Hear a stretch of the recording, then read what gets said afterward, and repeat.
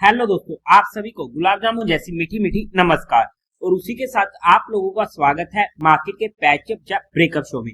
आज के दिन हम डिस्कस करेंगे एक तो हमारी मार्केट को कैसी रह सकती है कल के दिन मार्केट की नीयत, और उसी के साथ साथ होने वाली है कल के दिन सेंसेक्स की एक्सपायरी। बट आज के दिन आई होप कि आप लोगों को काफी ज्यादा मजा आया होगा, स्पेशली इंडेक्स में। बट वहीं पर ही ब्रोडर मार्केट में हमें दिक्कतें देखने को मिली है।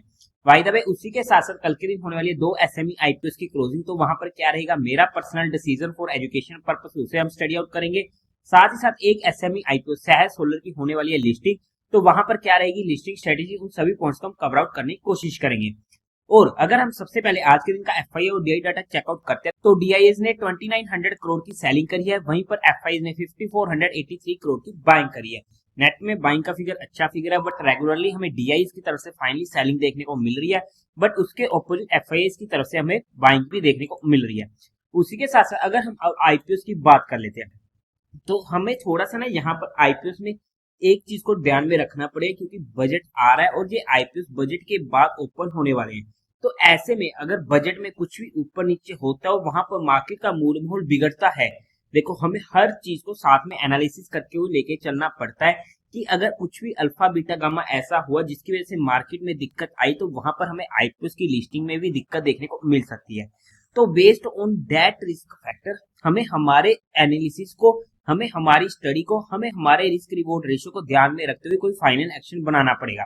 बट अगर मैं अपने फाइनल डिसीजन की बात करूं दोनों ही एसएमई आईपीओस में, तो वहां पर इन सभी फैक्टर्स को ध्यान में रखते हुए मैं मैकोवस टेक्नोलॉजीज एसएमई आईपीओ को अवॉइड करने वाला हूं। जहां पर कैसी जाती है सब्सक्रिप्शन मुझे उससे फर्क नहीं पड़ेगा, मैं इसे इजिली अवॉइड कर दूंगा। बट ये मेरा पर्सनल डिसीजन था जो मैंने आप लोगों के साथ एजुकेशन पर्पस डिस्कस किया है। अगर मैं बात करूं कटारिया इंडस्ट्रीज की, और अगर मुझे वहां पर क्वालिफाइड की तरफ से 100x और एक्चएनए की तरफ से भी 100x का मिनिमम सब्सक्रिप्शन देखने को मिल जाता है, तो मैं इसे अपने हर फैमिली मेंबर के अकाउंट से अप्लाई कर दूंगा, बीइंग अग्रेसिव होकर। हाउ एवर कटारिया इंडस्ट्री का जीएमपी आज के टाइम पर काफी अच्छा हमें देखने को मिल रहा है, अप्रोक्स 65% का। वहीं पर मैकोवस का चल रहा है 20% के करीब का। बट आप लोगों का जो भी डिसीजन हो, एक बार अपने रिस्क फैक्टर को ध्यान में रखते हुए अपने फाइनेंशियल एडवाइजर से कंसल्ट करके लीजिएगा। अब अगर हम बात करते हैं जिसकी कल के दिन होने वाली है सहज सोलर एसएमई आईपीओ, अगर मैं इसमें अपनी लिस्टिंग स्ट्रेटेजी की बात करूं, पर्सनली मुझे ये आईपीओ अलॉट नहीं हुआ था।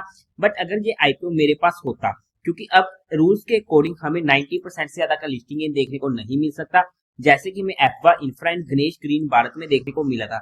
बट जब इनकी लिस्टिंग स्ट्रेटेजी हमने डिस्कस करी थी, तो वहां पर देखो हमारा रिस्क फैक्टर बढ़ जाता है। बट हमें पता था कि ये काफी अच्छे आईपीओ और हमें यहाँ पर काफी अच्छा मूव भी देखने को मिल सकता था। और अभी तक हमें कंटिन्यूसली 4-5 दिनों से वहां पर अपर सर्किट ही देखने को मिल रहे हैं। अगर हमने उस स्ट्रेटेजी पर भी काम किया था, तो हमें अच्छा मुनाफा हो चुका है। वही सिनेरियो सहज सोलर में भी मैं अप्लाई करता अगर ये आईपीओ मेरे पास होता। देखो, रिस्क रहेगा क्योंकि सर्किट कौन सा लगेगा किसी को भी नहीं मालूम, वो प्योरली मार्केट की मर्जी है कि कौन सा सर्किट मार्केट लगाएगी। बट यहाँ पर जब आईपीओ काफी अच्छा होता है, सेगमेंट काफी अच्छा होता है, तो वहां पर हमारे पास चांसेस ज्यादा हो जाते हैं कि शायद वहां पर अपर सर्किट लग जाए। देखो, ये चीज प्योरली प्योरली सट्टा होने वाली है, जहां पर हम कुछ भी टेक्निकल बेसिस पर बात नहीं कर सकते, क्योंकि चार्ट बने नहीं है तो टेक्निकली हम शेयर नहीं कर सकते। फंडामेंटली हमने स्टडी कर ही लिया था किसी भी आईपीओ को, जब भी उसकी रिव्यू वीडियो आती है उसी के बेस पर ही हम वहां पर कोई डिसीजन बनाते हैं। बट हमें हमारा रिस्क फैक्टर को एनालिसिस करते हुए कोई एक्शन लेना पड़ेगा। अब अगर हमें वहां पर स्टार्टिंग प्राइस यानी कट ऑफ प्राइस पर ही वो आईपीओ अलॉट हो चुका है, तो वहां पर हल्का फुल्का रिस्क लिया जा सकता है। बट अगर हम कहें कि हमें कल के दिन और खरीद ले, तो वहां पर एक तो हमें लोड पड़ जाएगा 2,30,000 के करीब का, क्योंकि 90% पर अगर ये लिस्टिंग गेन देता है तो 2,28,000 का हमें ये लोड पड़ेगा। तो वहां पर एक तो हमारी अमाउंट हैवी होगी, और वहां पर अगर बाय चांस देखो सर्किट कौन सा लगेगा वो मार्केट को मालूम है। अपर सर्किट में तो मजा ही आना है, जिसकी उम्मीद भी है कि अपर सर्किट लग सकता है। बट अगर बाय चांस लोअर सर्किट लगा, तो क्या हम उस लॉस को लेने के लिए कैपेबल हैं? तो हमें उस चीज को ध्यान में रखते हुए वहां पर कोई भी डिसीजन बनाना पड़ेगा।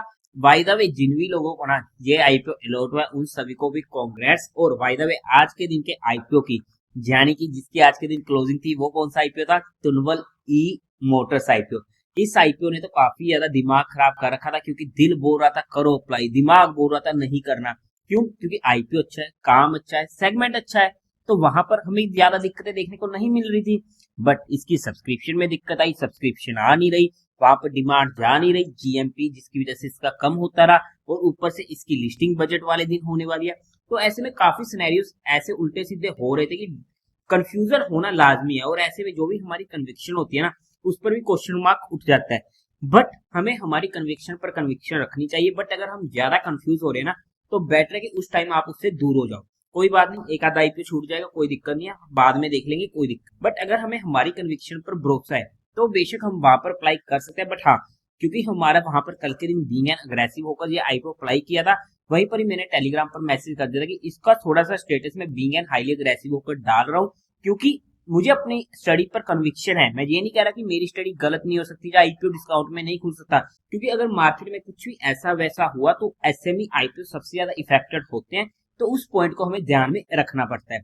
बाय द वे, मैं तो इस आईपीओ को अप्लाई कर चुका हूँ एचएनआई कैटेगरी से, और वहां पर मुझे उम्मीद है कि एटलीस्ट एक लॉट तो मुझे श्योर शॉट अलॉट हो ही जाएगा।